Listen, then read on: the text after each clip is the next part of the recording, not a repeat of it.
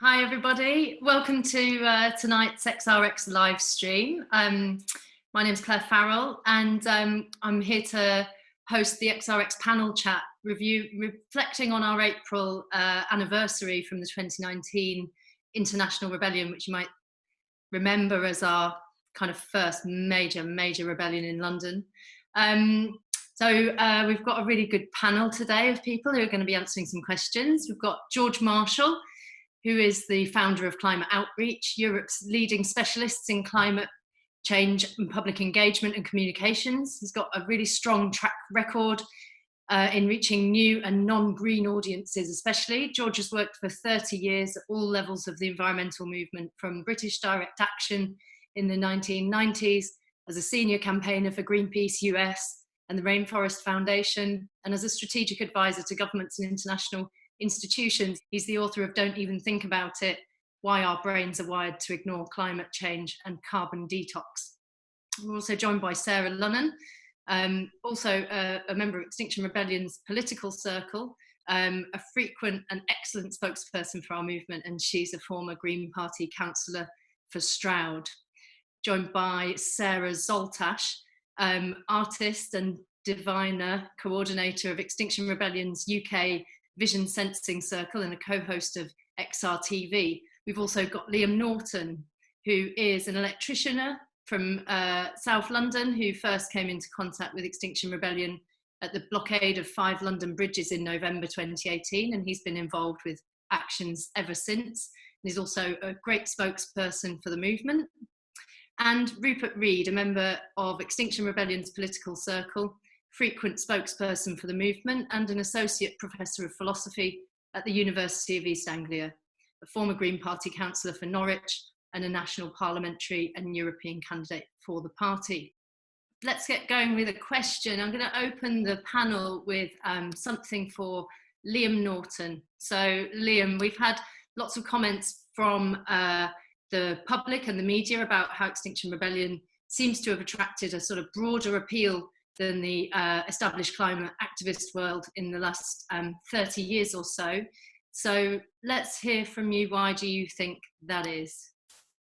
I remember buying a copy of The Guardian in, I think it was on the Declaration of Rebellion, and it was the Archbishop of Canterbury was saying that the time had come for civil disobedience, basically, to take action against climate change. And for me, like somebody who, like, a little bit ashamed to say, but I was just going to work, I was getting on with my life, I wasn't necessarily thinking about climate.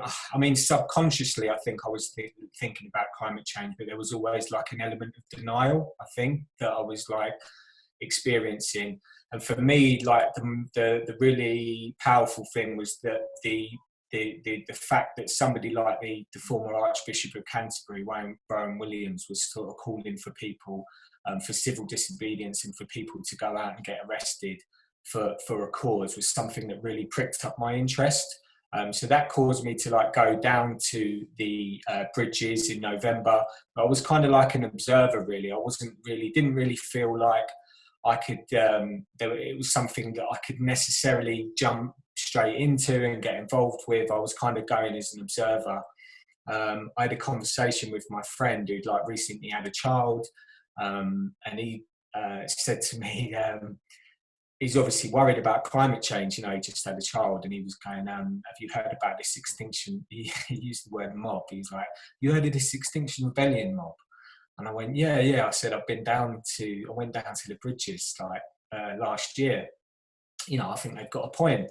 And then, so we having a chat. And then later on that evening, I looked up online and I saw that they were doing talks all over the city, all over London. They were doing these talks, these Heading for Extinction talks.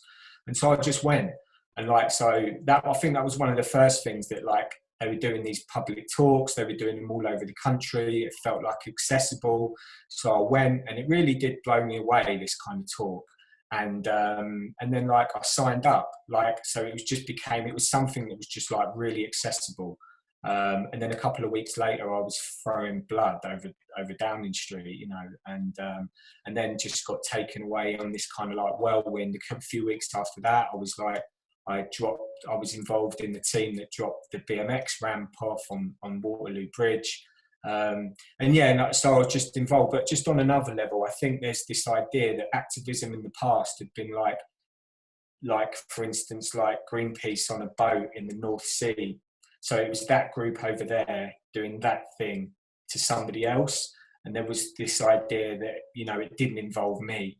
And I think like I tapped into it subconsciously at the time, but since I've learned about it, that this idea of blocking bridges and getting involved and stopping the city, it was actually making people become aware that this was a problem that was really affecting them. So it wasn't this case of like patronising people, of thinking like, this is a problem over there that doesn't concern you. This is a problem that concerns all of us. And by like taking the actions that XR were, it kind of like, really like consolidated this idea that it's actually our responsibility, that the government have failed us, and now that it's our, you know, we have to kind of take responsibility for ourselves. And although I've learned about all this since, I think subconsciously that's what attracted me to Extinction Rebellion at the start, and I think that's why it became as successful as it did, like before April and then post April. I think that was one of the reasons. Thanks so much, Liam. Let's go on to Sarah Zaltash. You can go on from those points. It's so fantastic to hear about the way that XR was so accessible, because my work in the arts, in performance art, live art, theatre, music, I'd been radicalised by how unjust it is when you're working in a system that's exploiting you all the time. And so for me, doing a sidestep from how like the injustices in working in the arts into the injustices of like the climate movement and other social movements was just obvious. And I felt like my whole life was just drenched in trying to bring about change. And the thing that was so challenging all the time was that it wasn't accessible, that it required a lifestyle change, which a lot of people are not willing to undergo. And I feel like what XR was able to do was like ride an accessible surfboard over this wave of consciousness transformation that had just been like swelling and swelling and swelling, with the rising of like women's movements and Black Lives Matter, and an awareness of like the need for a different financial system, what came out of Occupy. You know, all of this was just like the way that all of the marches that had been happening about Brexit, about Trump, you know, doesn't matter how many people were getting out on the streets, it wasn't doing anything. The activists who were like hardened it was just exhausting. And XR was able to like, have a really clear message that said, it doesn't matter whether you've got dreadlocks in your hair or if you play a bongo drum. It's not about that. We just need you because your government is failing you. And so it's just really heartening to hear your story, Liam. It's the first time we met and I'm really glad. Thanks, Sarah. That's really, really nice. And I mean, I agree. I think it's that thing of we need people, right? And we still need people. We need many, many more people. So I've got a little question for you all later about that. But okay, let's move on. So George Marshall, this one's really for you. How can Extinction Rebellion broaden its appeal to reach climate deniers, Tory voters, some of those are environmentalists too, by the way, and those who have a deep resentment of all things activist? There's a whole lot of reasons why it's become politically polarized, but that should never have happened. And early on in the piece, of course, you know, right back in the late 80s, early 90s, it wasn't polarized. That's something which has developed over time. I think it's really, really important that we have a broad-based mandate on this. You know, that we have a wide range of people involved. I mean, one of the questions is, well, do we need to engage wider? Like, do we need to bring more people on board? And, you know, maybe we can just do this ourselves, you know, and there's that quote we all know, which supposedly Margaret Mead said it, but actually she didn't, where you say, well, you know, what we need in the world is for small groups of people to get together. It's the only thing that changes the world. Well, actually, that's not true. It's large groups of people. And also, you can't just change things by getting like-minded people together. I don't think climate change can change like that. So do we need to reach more people? Yes. The question is whether XR should be doing it. I guess that's the question. Like, is XR the vehicle for reaching wider audiences and going wider? And I think XR can do that. I think XR already does that because it has an authenticity which works across the board. So, You know, it does. People aren't doing it for the money; they're doing it because they care passionately about it, and I think that authenticity, or being prepared to take risks and do things which might be personally challenging because you really care about something, appeals to people of all politics. I think the way that, so I think XR should, and I think diversity, there's a lot of issues, I think, for environmental movement as a whole with diversity. It's got far too many people like me, of kind of middle-aged white posh men in it.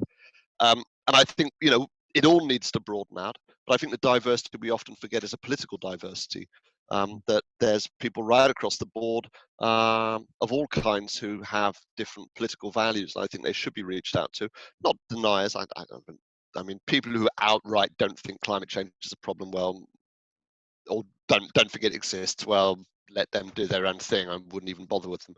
But there's a whole lot of people in the middle who go, yeah, it's a bit of a problem. I'm a bit concerned, but I've got other things on my mind, and it's somewhere down the line, it's somewhere in the future, and I recycle my plastic bags. And, you know, but we have to reach those people and say, no, this is really important, and we need to do it now.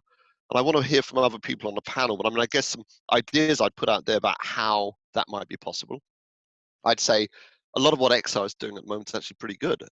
It's being very real and authentic and open.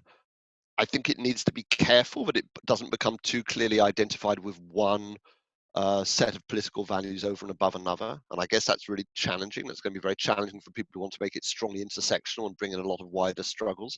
And I think personally, I would advise not to do that, of keeping that debate going internally and bringing in different points of view, but keeping open to a wider range. And I think really, really important, get a range of different kinds of spokespeople involved. Like, the big thing that would really swing wider would be getting in people who are not who you would expect. So getting people on the media or wider spokespeople who, you know, might be older, might be more conservative, might come from different kinds of backgrounds. You know, like find somebody in your ranks who's a former airline pilot, or somehow comes from somewhere that you would not expect, and put those people forward and give them the foreground. I guess the final thing is actually for everybody in XR to be thinking that they have the personal power to make change around them by the conversations they have with their friends and their family, and everybody's locked up with family at the moment. The conversations they might have with workmates, being able to reach wider into networks and speak to people who might not be the people they might normally speak to. And I think when we move forward into more activist phase, actively recruiting people from different kinds of backgrounds to come along and get involved, supporting and nurturing them to do that. Can I pick up what George is saying there about XR being broad-based? I think it's so important.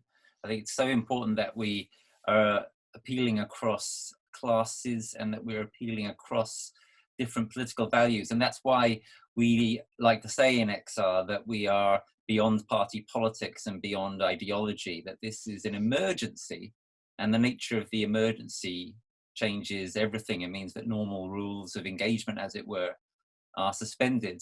And I think that does make it possible for XR to have a really wide appeal. At the same time, I think George is right that there are likely to be limitations to XR's appeal, at least so long as it can't involve people who are really quite unexpected. Something which I think could be really quite significant, which was going to be launching but then got scuppered by the coronavirus, is Chris Packham's Wildlife Rebellion, which I've been working on, him and his colleagues on a bit. And I think that's really exciting because that could bring in quite a lot of people like bird watchers and various kinds of people who may be a bit nerdy, maybe a bit non-social, maybe a bit conservative.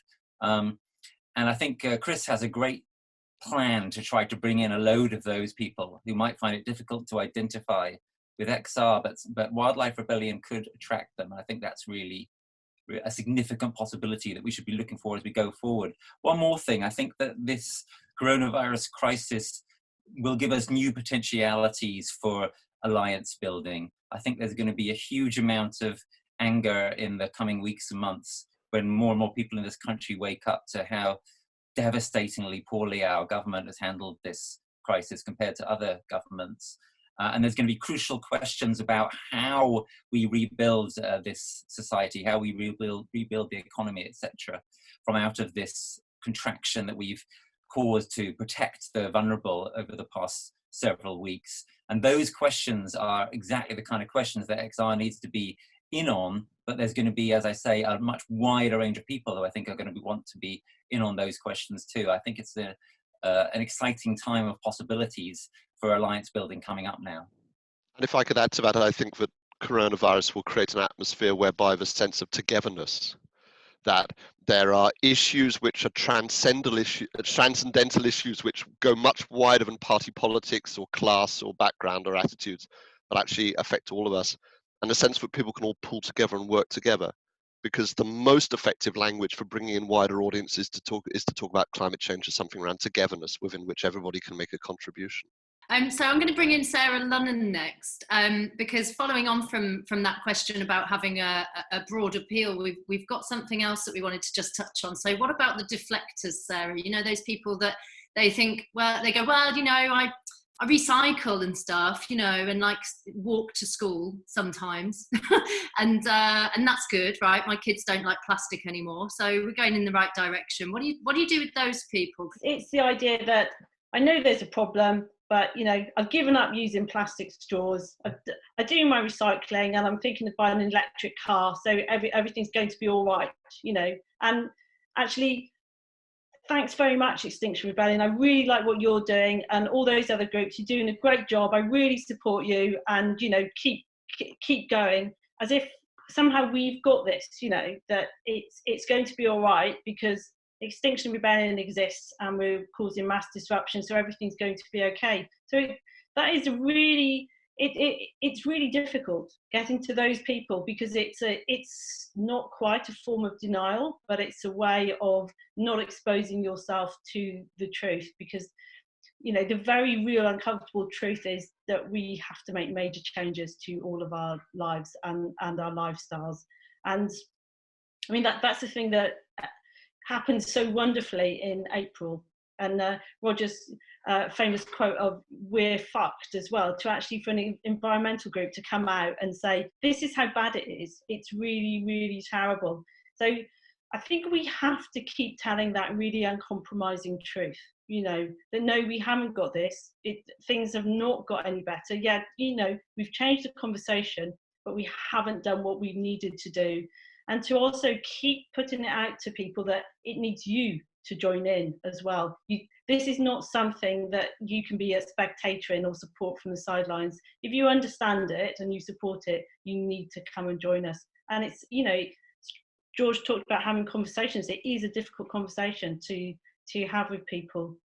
And you know, if I knew the answer to it, I wouldn't have spent the last 15 or 20 years as a local politician and as a campaigner. And if we knew the answer, we wouldn't be where we are now. But I think we do have to keep asking that question.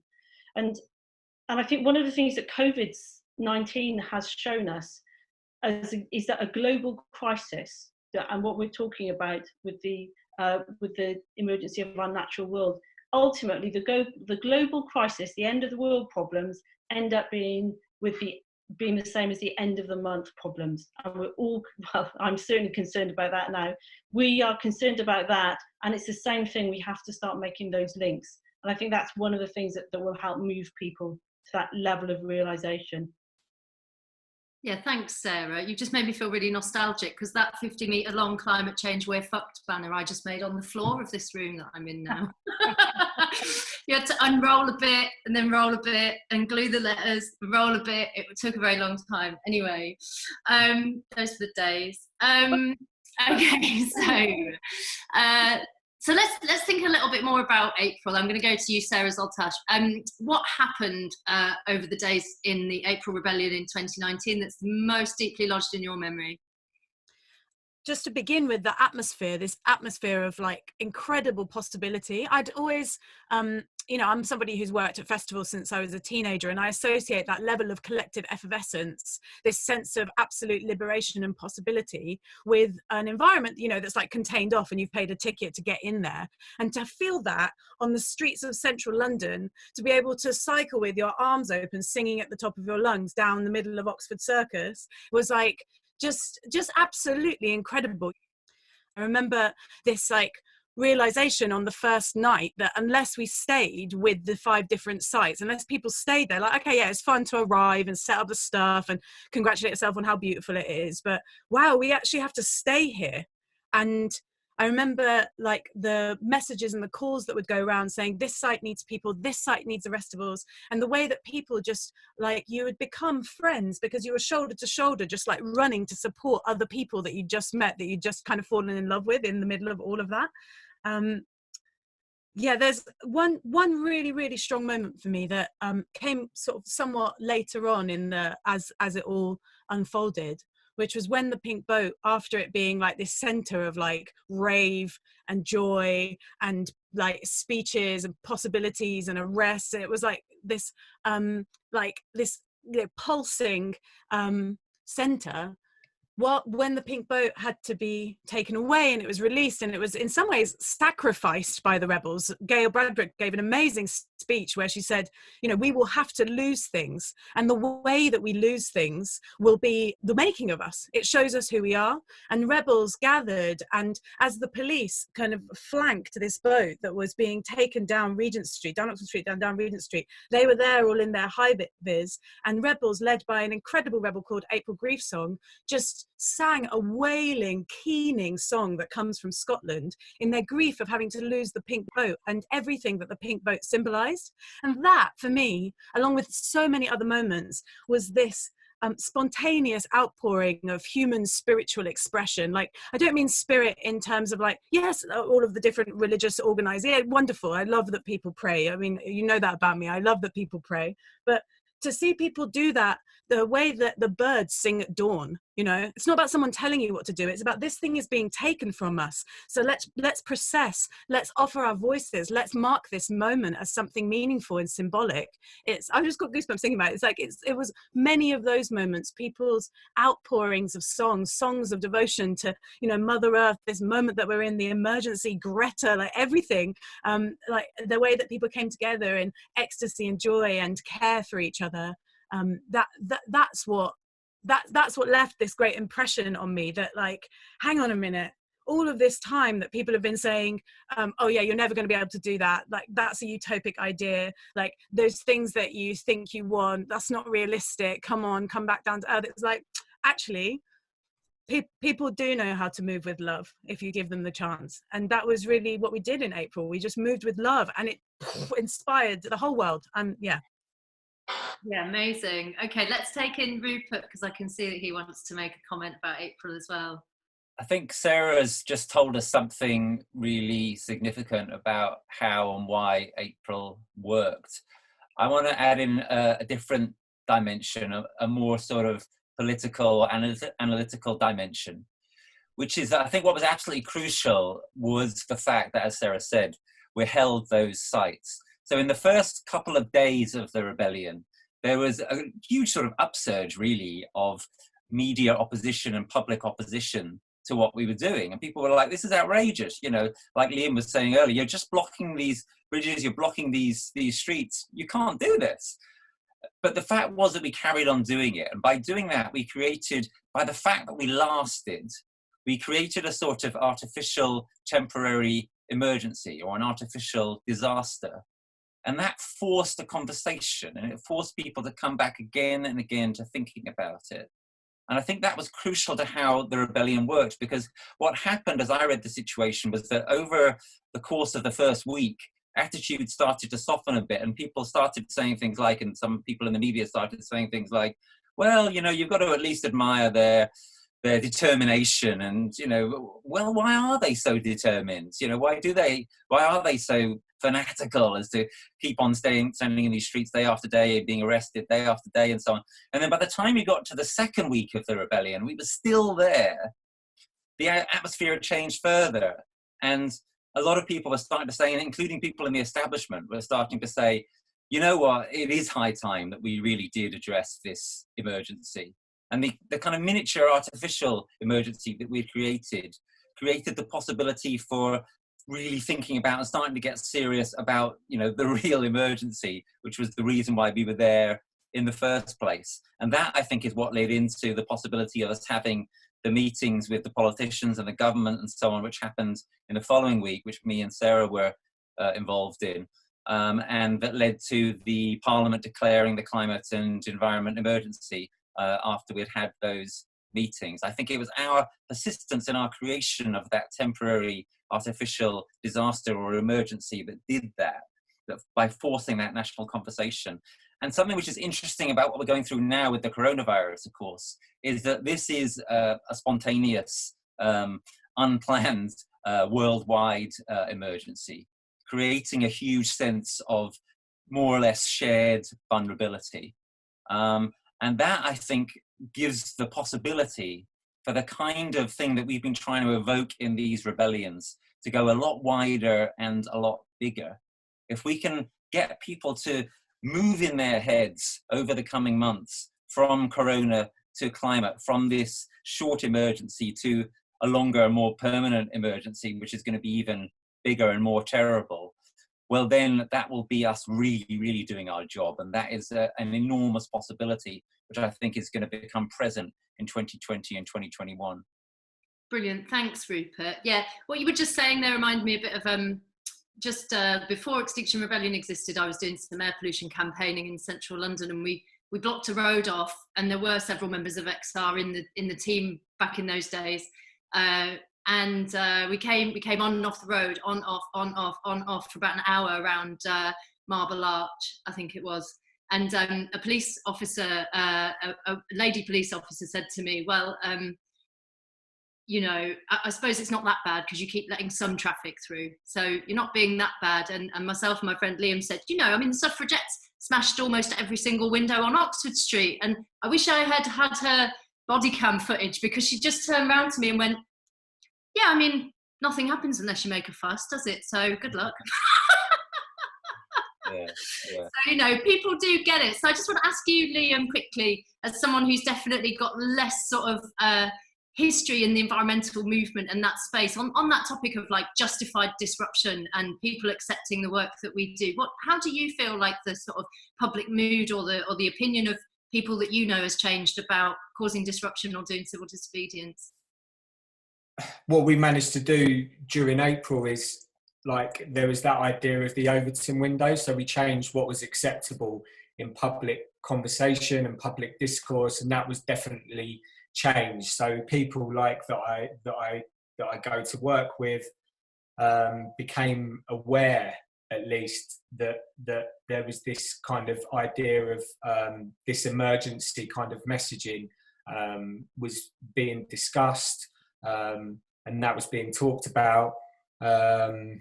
But I still think there's still loads of work to do. Like you were saying earlier, like those people that think that, you know, they're doing their bit. I seem to remember, and I was thinking about this the other day with regards to so on the last day of the boat, on the Saturday, was the day that I got arrested, and we were doing swarming just kind of like outside Oxford Circus. And I seem to remember there was like those electric cabs had just come out, the new electric cabs, and there was the cab driver, when he come through the swarm through the block, he went, I've just paid 60 grand for this, I'm doing my bit.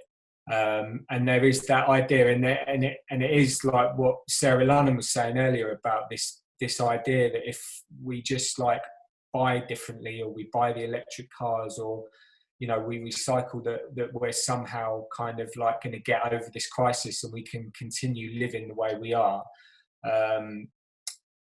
I think there's loads and loads of work to do on that, and that's like from the media. I mean, I hear like on the Today programme the other day, they're talking about like pensions in like 60 years' time. It's like, it's complete lunacy. It's like you're living in a completely different dimension. It's like they're talking about pension policy over the next 50 to 60 years, and it's like there aren't going to be, you know, this is going to be a completely different world in 60 years' time. You're not going to be worried about pensions, you know what I mean? So it's like, we're kind of experiencing this kind of like alternate reality. And when you're kind of aware of the climate crisis, like many of us are, and many of us in the movement, you can like it's just like enough to send you crazy, because you're like, why are people talking about this stuff? It feels like completely irrelevant. What we need to be talking about is like revolutionizing how we kind of live our lives and what we consume. And to answer your question in short, I think there's lots of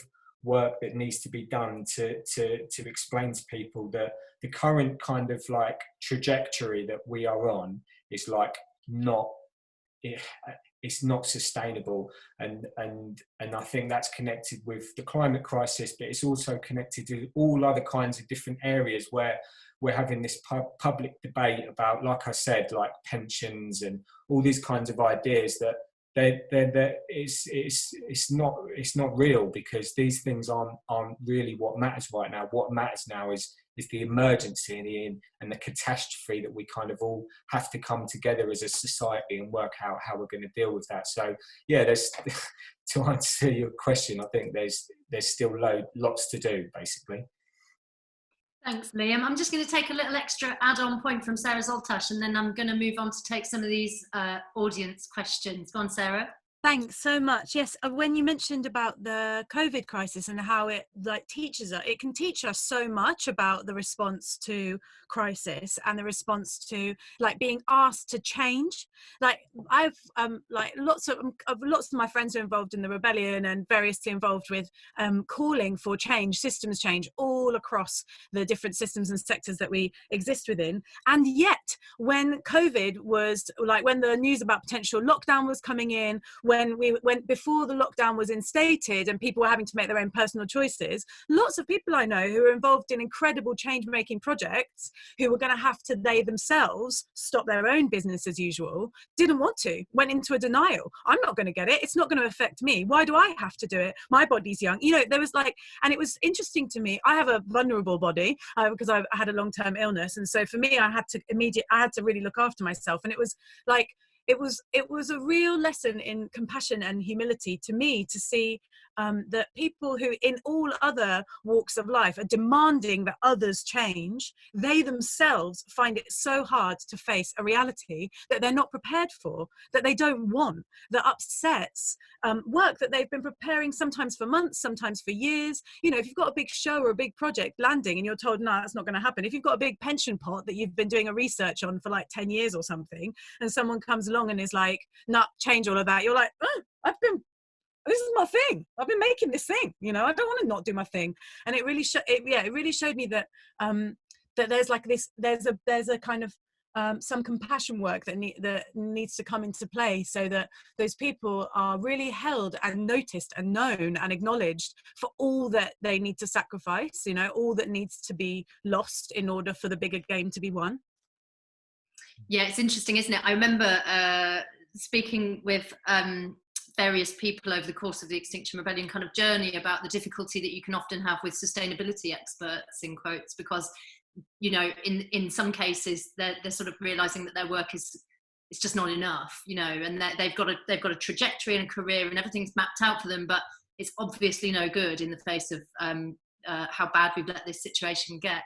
Okay, I'm going to just look at the audience questions. So we've got loads of good questions coming in, and there's a really good one here for you, George, from somebody called Todd Smith on YouTube. It says, hi panel, I'm an airline pilot.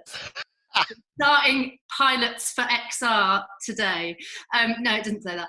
How can the movement appeal more to my industry and assure pilots that we don't want to destroy their livelihoods, and we are pushing for a just transition? Don't put me on the spot, will you? No pressure. No, I'm going to want some help from the panel on this one.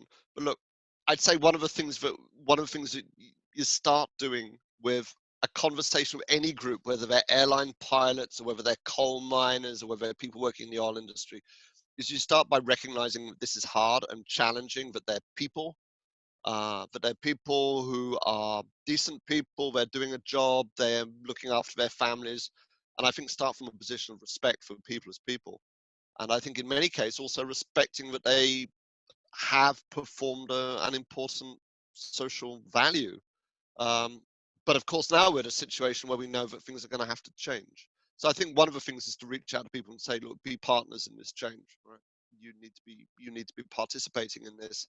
I think there's got to be some. I think for airline pilots, I think across the board, there's got to be some very straight and honest speaking. You know, we're not going to find some technology where we can suddenly start having jet planes buzzing about running on batteries, or God forbid running on palm oil. You know, there's some like nightmare stuff floating around in the field of biofuels, and just saying, look, actually, this is going to have to mean a contraction of the industry, and a substantial one. That's the simple truth of it. But I think recognizing that, but also involving people in the conversation. And I think also part of a just transition is saying, look, if jobs are going to be lost, let's all talk together about how we can find a safer landing for you, so that you're not completely bereft of your livelihood, but actually that there's a way that you can land, that you can reskill, that you can retool. But airlines are a very particular one, aren't they? Because there are very few technological options in terms of jet travel. It's largely ignored from international negotiations, as we know, because it somehow it has very cleverly managed to sidestep. And as we know from all of the figures, we are never going to be able to achieve any kind of reasonable climate change targets whilst we have aviation expanding out of control. I think the starting point that I'd like the aviation pilots to say is to say, we want to see a global moratorium. Like, we want to see a stop. So that's what I would really ask airline pilots to do. Say, look, we cannot keep expanding regardless of what happens with technology. No more airports, no more expansion on aviations. Let's have a lid. Because my view is that starting from a position of saying let's cap is a position where you can actually then start to have a level conversation. So, you know, similar things with people in the oil industry, right? No more oil exploration, no more development of new resources. Let's start with the cap, and then let's talk about the decline from there.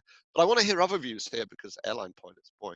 But by the way, I love the fact that someone is doing that, and I really welcome you being part of a conversation. Thanks. And a brave thing to do.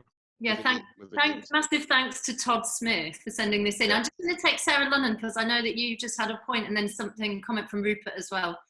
George is talking about partnership. Yes, that that Extinction Rebellion, we're not out to get anybody, and we haven't ever said as XR that your industry, this cannot happen, this should not be, you need to do this. What we've done, interestingly, is laid out the extent of the problem. We've laid it out, and I think what then makes people feel uncomfortable, and I really, I do empathise with Todd a lot, but if you look at the extent of the problem and you're an airline pilot, all of a sudden it's actually coming home to you that the industry that is providing your livelihood is ultimately going to be the one which is going to kill your children. And that's really, really uncomfortable, isn't it? The fuel that I'm putting in my car is actually powering the collapse of the life support system that my children are going to need. We're all facing these issues. We're not telling people what to do, but we are bringing them to people's view.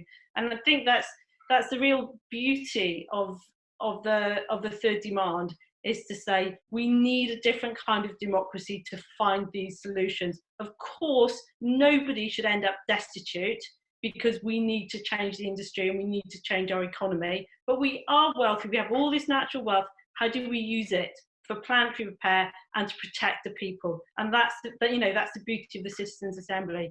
So, I'd say to Todd, come and join Extinction Rebellion. You need to join us. We need you as much as you need us.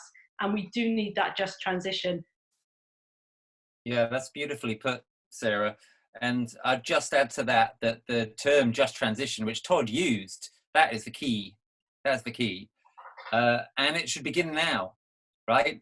So I live in Norwich, and normally my life is blighted by these bloody planes taking off from Norwich Airport morning, noon and night. Well, not at the moment. It's a lot more pleasant and quiet in the sky, because we've stopped most of those planes because of this crisis, which was of course partly caused by those planes in the first place, taking the virus all over the globe at the speed of jet travel. It ought to start now. The just transition ought to start now. This pause is a perfect moment for us to think together about how we want to build a better world for the long term. Just that. Great, thanks so much, Rupert. Okay, let's go on to another question here. I've got a message from Pauline on Facebook. Pauline says, some people just don't join things. I have close friends and neighbours who understand the science and the urgency, but see activism as so far off from their life script that they seem to politely and passively observe. How can we help them to join? I'd say to Pauline, if they're an absolute lost cause, go and spend your energies on somebody else who's more interested and get them to join. Because, you know, some people, they have to know that everybody's on that boat before they're going to join it. And so if it's really, really hard work, go and find an easier case and go and talk to some people who are more interested in joining you. I feel like an agony aunt now. I'll take a comment from Rupert, and then let's hear from George as well, because it's kind of your area, talking to people that aren't convinced yet. George? Well, I just wanted to make a technical point about Extinction Rebellion, which is that we're not a membership organisation, so nobody has to join. You can just turn up to a talk, you can turn up to an event, you can turn up to do an action, and then you can just not turn up for a long time. So yeah, just dip in and dip out, and anyone who wants to join in with anything, you don't have to sign anything, you don't have to pay any money, take it or leave it as you wish. Yeah, George? I want to say, don't think of any conversation or any interaction with people as not being worthwhile. I mean, obviously what you do is you invest your primary resources in the places where you can get the biggest gain, so you don't put a lot into that. But, you know, in climate outreach, we've done a lot of work on studying the dynamics of conversations. And one of the things from that is you just don't know what effect you're having with a conversation. People might push back, they might react, they might pretend not to be interested. I mean, we all know in our own lives conversations we've had which have really changed our lives, and sometimes they just plant a seed and you don't know where it's going to go. So I would say treat those conversations of a wide range of people as being part of your activism, as part of the way you make change in the world. It's been part of a thing which has changed our attitudes toward gender and sexual orientation and racism. Has been little conversations of people saying, this is what I think, or this is what I care about, or that's not funny, or that's racist, or just little things here and there. So don't put a huge amount into it, but recognize and try in every way to have conversations with people on the edge of your normal social circle. And just plant the seed. Just let it go. Don't push it too hard either. Just say, okay. And I think something that is really important for us as activists is that in our interactions with people, we show a kind of joy and the thrill of what we're doing, the joy of what we're doing, the sense of kind of being honest with the world, and we just show that. So I guess, like a bit like Rupert was saying, like we're not proselytizing or necessarily trying to recruit people. What we're trying to do is to say, actually, where we are is great. Come on over here, and if they want to join us, they will. Yeah, go on. On the topic of joy and loving being alive, Sarah Zaltash. Well, actually, it's coming from quite a poignant place, I guess, because I'm used to hearing things like, you know, some people just don't join things, some people don't want to join in, and with the work that Regenerative Cultures does within the rebellion, Regenerative Cultures, I'm sure that people watching know, but it's this idea that, you know, part of the reason we're in this crisis is because we've come apart as culture. We've become degenerative. We've started to kind of like separate out and isolate ourselves from the natural world, from each other, from the greater conversation, because instead the things that we identify with are sold to us, you know, your holiday, your job, your car, that kind of thing. Not to condemn anyone who's in that, I'm in that, you know, but just when I heard that, it like panged something in me that remind me that we're in a crisis of belonging as well. Like, what do we belong to?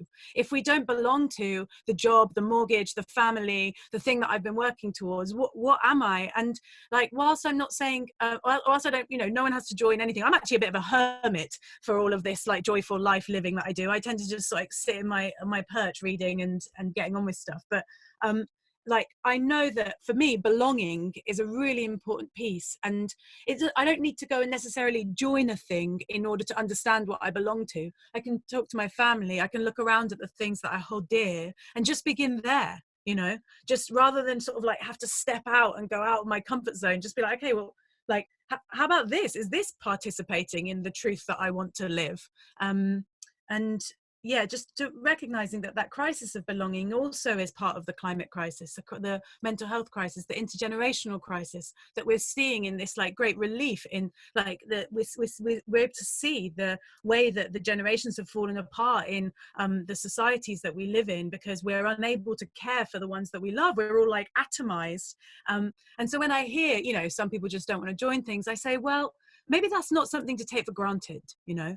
Maybe that's also something that we can tune into and say, is this what I want? Is this how I want to live? Is this the life that I want to offer to the ones that come after me?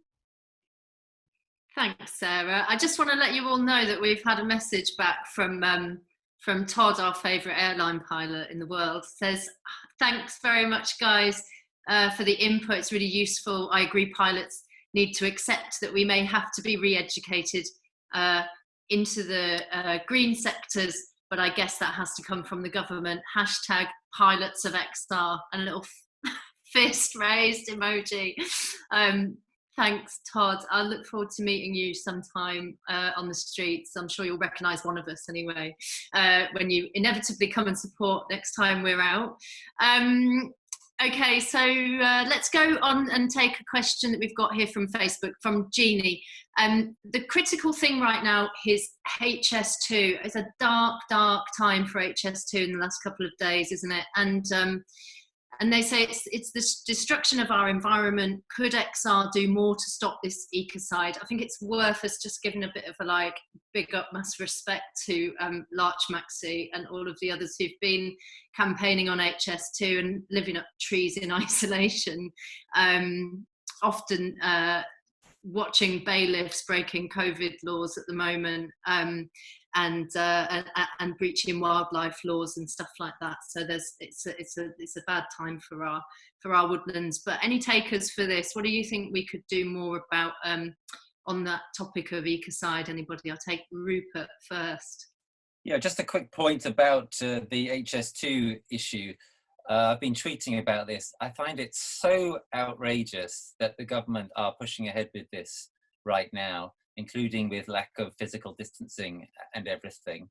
They're making the lockdown last longer as a result. So we all have to stay locked down longer while they get on with destroying ecosystems and building this carbon intensive, ridiculous train system that is completely incompatible with the goals of 2025 or even 2030 for carbon net zero and biodiversity loss net zero. So I think the question is very well taken. We ought to do more about it. I think what Larch and friends are doing is brilliant. I think if more people could join them, that'd be fantastic. And, you know, sooner or later, if this carries on, there will have to be consideration of whether or not we allow ourselves to be locked down while they destroy all this beautiful nature and build this stupid carbon-heavy train line. So yeah, I don't have a plan, but I think it's something that Extinction Rebellion needs to think about right now, and we need to, at the very least, make a lot of noise about how outrageous this is and about how they're going to be causing more people to die of coronavirus and keeping us locked down for longer so they can build this stupid train system.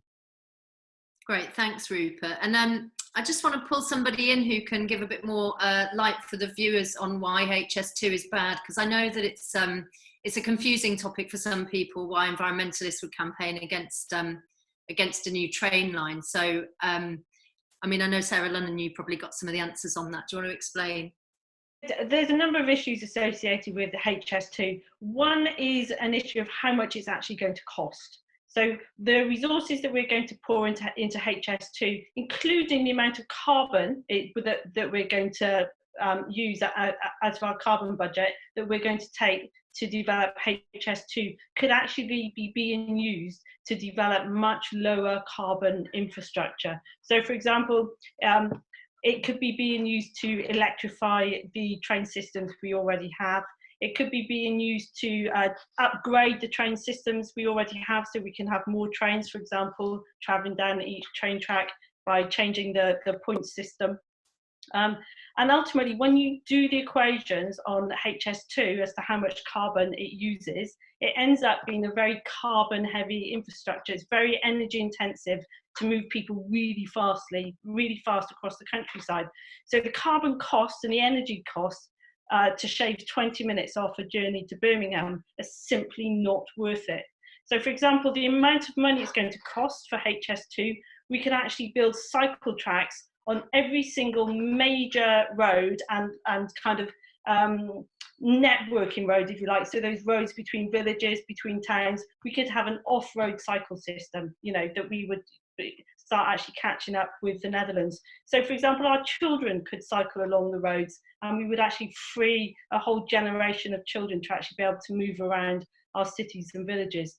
So it's the actual cost of it itself, and it's also the cost of what we lose by investing in HS2. Brief overview. Thanks, Sarah. Yeah, I mean, who knows if the magic money tree that the Tories have just found might be in one of those ancient woodlands. They could accidentally chop it down, couldn't they? That would be a disaster. Okay. Could I come back on it as well, just to say that also there's an issue that says, if you look at every major development, every development the government takes from now on in terms of the Paris Agreement, and also in terms of our biodiversity, that we should be asking the question, does this development aid planetary repair? Is it repairing our planet and making the world better? And if the answer is no, then we shouldn't be doing it. So it is really simple, you know, our children can do it. Does this help cutting down ancient woodland to make our lives better and to restore the natural world?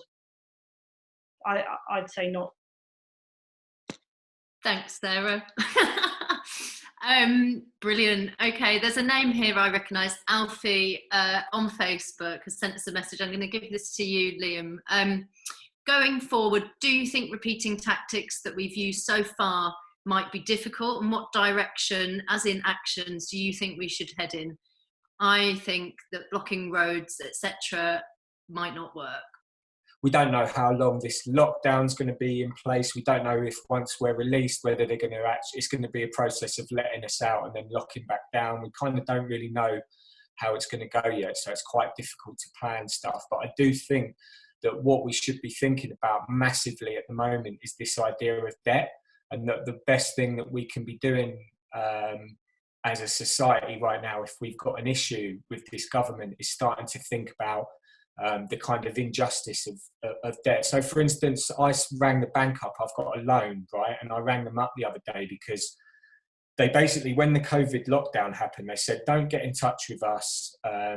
You know, we're really busy, so we're going to sort everything out for you. So I didn't get in touch with them. Then they sent me emails about, you know, we're cancelling your overdraft payments and all the rest of it. But I needed to talk to them about a loan. So they didn't get in touch with me about it. So I rang them the other day, and basically, because I wasn't within 7 days of the payment coming out, they were going to take out the full payment for the loan, and the loan holiday was only going to happen for the next 3 months afterwards. So I'm a self-employed electrician. I don't know when I'm going to go back to work again, and the bank feels like it's acceptable to take, you know, £250 from me when I don't know when I'm going to be able to earn again. So it's like really unjust, right? So this is happening to tens of thousands, if not hundreds of thousands of people all over the country. So they're going to start to realise that this system is rigged against them. Okay, so there's this idea of justice. So I do think that if we can kind of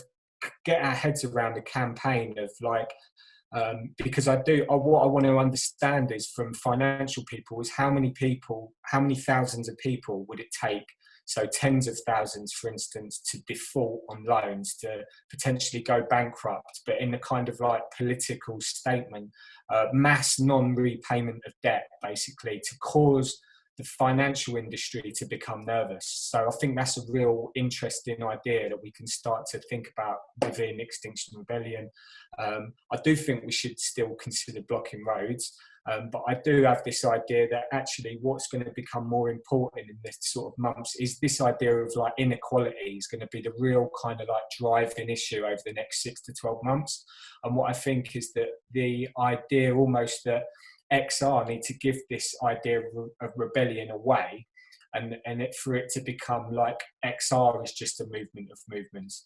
And I almost feel like there needs to be like another Occupy needs to emerge, where this idea of like we are the 99%, they need to become a movement. This idea of like this economic system is not only driving kind of like us to like ecological destruction and extinction, but it's also kind of like deeply unfair on so many different levels. And it's been going on for so many decades now that we're kind of like, especially in the United Kingdom, we're like unaware of it. People in the global south aren't, because they've been getting completely victimized by the IMF and the World Bank for so many years now that it's kind of like, you know, the whole thing's sort of coming, and the house of cards is starting to collapse. That's for sure. Like, they're starting to run out of options. I saw the other day that the UK's debt in 2005 was at 500 billion. In 2010, it was at 1 trillion. It's now standing at 1.8 trillion pounds. So they're running out of kind of cards to play, really. And I think like we should start to kind of understand that the economic system that we're living in is deeply connected to the climate crisis, and also like how our societies exist. So there's loads of things that we can think about going forward. But I do think, I do think like XR can't be the only game in town. I think we need to come together with all kinds of, and that's why I think this movement of movements idea is kind of so important going forward. Thanks, Liam. Okay, I'm a bit conscious of the time, so Rupert, just let's try and go with brevity on the topic here. Yeah, well, I just want to briefly follow up what Liam's saying there. I think it was very powerful. I think that if we look back to last April was, as I described earlier, as we've been talking about, a brilliant success. But I think it was kind of a one-off. And I think what we did in last October was a little bit too similar to what we did last April. And I've been arguing for some time that, as Liam says, we ought to be focusing more on the powerful, on the elites, on the finance industry, on inequality. I think that's going to be more and more relevant in the post-corona world. And I think there's something really important that XR can contribute to this, which is making sure that activism that targets insurance companies or the stock exchange or the super rich or London City Airport or so on is done in a way which isn't nasty, which isn't othering, but which is instead done in a spirit of being broad-based and a spirit of love, ultimately. And saying, as a number of us have been saying on this call here this evening, that this is about all of us, and it's about all of our children. So it's not that we're saying that the rich need to pay more taxes or whatever because we hate the rich. It's that we're saying it because it's the only possible way forward. There just isn't enough space in the atmosphere for everyone to have a private jet. There just isn't enough space in our financial budgets for the rich to keep having all the money that they have while we have a just transition, while we have a Green New Deal. The future is going to be more equal. It will either be more equal because in this spirit of love we make it more equal, or it'll be more equal because society collapses and everyone will be scrabbling around in the dirt together. So let's hope we can still manage to make it the first and not the second of those scenarios. Thanks, Rupert. I had Sarah Zaltash, and then I'll just take one more comment from you, Sarah Lunnon. Thanks. I guess, again, speaking to this like repetition of strategies, of tactics, what I want to acknowledge is why people want to do the same thing again. Like, yes, partly it's because we succeeded. We saw that we succeeded. And so you think, okay, well, like, do something once, do it again, see what happens. But also there's a hunger there for the liberation, for the success that those tactics gave. It's not just that I want to do this exact same thing again, but I want to feel free again. I want to feel powerful again. And one of the sad things for me in the time that, within like a few days, I was living in London around the April Rebellion, and the immediate commodification of XR's messaging, you know, suddenly like you could like rent a rebel apartment, luxury apartment, you know, you could like all these like different ways that you could become a rebel that were actually just commodification, like more of the same culture that we were pushing against. And it showed me how important it is to remember always that the rebellion isn't a cultural form, you know, it's not a festival, it's not even really a protest, it's something that we say, this can't go on anymore. And sometimes we do that by getting on the streets, sometimes we do that by organizing a rent strike, sometimes we do that by setting up a cryptocurrency or a mutual aid group. But either way, each time we say, no, I withdraw my consent, I don't want this. There's a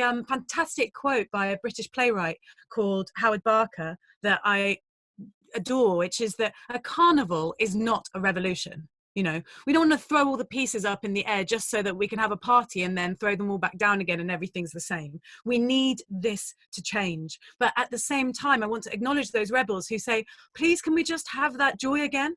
Please, can we get out on the streets again? I loved that. I met so many amazing people. I felt alive. And I want to acknowledge that and say, look, we're not trying to take that away from you by saying we need to change tactics. We hear you. It's just that in order to bring about the changes that we want to bring in, that's not going to work. And hey, if you want to feel togetherness, you want to feel like you get to see those rebels that you love, that's what we've got regen culture for. That's what we've got those communities for. So get involved with those. I was listening to Rupert and I was reminded of a cartoon that went around a couple of weeks ago now, three weeks ago, when there was the great toilet roll crisis, the March 2020 toilet roll crisis. And there was a couple of cartoons going around going, if you're really cross at those selfish people hoarding all the toilet rolls, just wait till you find out all those selfish people who are hoarding all the money. You know, and it's like, yes, it's like bloody brilliant. Yes, there you go. In the toilet roll economics explained via toilet rolls, and it just suddenly makes it so unfair, you know. And I might have some disagreements with Rupert around who and how we target and who and how we rebel, and the level of disruption. But I do agree that there are some fundamental values around fairness and equity that we have to address to be able to have a world, and it comes back again to planetary repair and a world that allows us to protect ourselves. Thanks so much, Sarah. Okay, so I'm going to ask you all for one last comment, and it's going to have to be very short because we're running out of time. It's Thursday night, so I've been told to tell you all that we're going to finish and we're going to go and clap for the NHS, but I'm actually going to go and bash a saucepan for the NHS outside because I like it much more when it's really loud. Okay, so quick go round before I wrap this up, and it's moving on from what you've just said, Sarah. So I've done really well, I think, today to have a panel of people who have not literally just been talking about coronavirus for the entire time, but I did have a beautiful vision that my partner sort of told me I should have a think about last night, which is, do you imagine Oxford Circus this time last year, and we were there and it was busy and it was joyful, it was beautiful, and it was closed. And you imagine Oxford Circus today is also pretty much closed. The complaint and the disagreement around the lost profits and the shops not getting their business and all of that stuff from this time last year is unbelievably radical impact that the COVID-19 crisis is having on us right now. And as activists, that's really, really difficult when we feel that we can't go out and meet face to face. We can't do loads of the stuff we normally do. So one sentence each, please. How do we remain radical in during this lockdown? I think the most radical thing that people can do, and the bravest thing, is often to reach out to people who are not like themselves. This is a time to actually talk about togetherness, to build on that, to build on what people have in common, and I think to reach out to people. And that these are not mild or soft options. They're radical and they're brave. The easiest thing is for people to just stay in their own bubble and just stay with people like themselves. The hardest thing is to reach out to people who are not like them. So that's where the radicalism lies, I think. What we've got to do is we've got to think about what a really radical response to the era of coronavirus is going to be looking like. And what I think that is really trying to resonate with people's experience of vulnerability, the brush with mortality that we're all having now, at least by proxy for our parents or our grandparents, if not for ourselves. This could change the entire world. And if we can resonate with that and get people to connect that with the even more awesomely terrible climate and ecological emergency, then that will be something good that comes out of this terrible moment.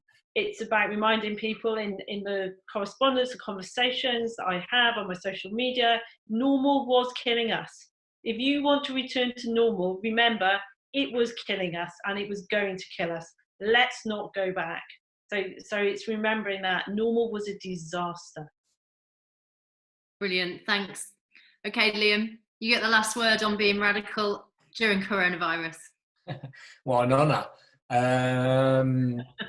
I think, like I was saying before, I think rent strikes, debt strikes, and also keeping an eye out around what the powers that be have got in store. You know, they'll have all kinds of plans around what they want to do going forward post-COVID. I think we need to be aware of that. And also, I think that was interesting, that idea of the HS2, if that continues.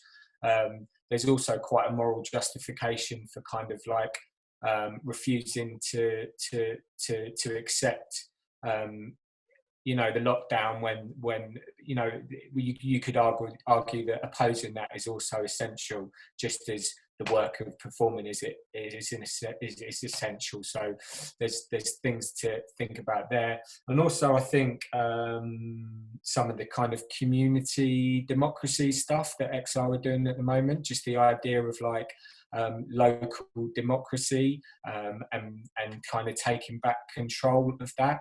That's like a really radical idea. Let's kind of like take back local politics and let's kind of like make it into something really like fresh and exciting, and let's ask people what problems they have. And this, it kind of goes back to that idea of like, how do we get people interested? Well, why don't we just ask them what their problems are? And so maybe getting involved in local politics is just a radical thing, because nobody does that anymore. Nobody's kind of, or not nobody, but you know, it could be something that we really build on going forward. I think that's all we've got to say tonight, but thank you so much to George for joining us, to Sarah, to Liam, and to Rupert, and thank you everybody for watching, and thank you to the technical team, because by the way, they've been the boss, amazing. Yeah, we'll see you all again really soon. Thanks so much.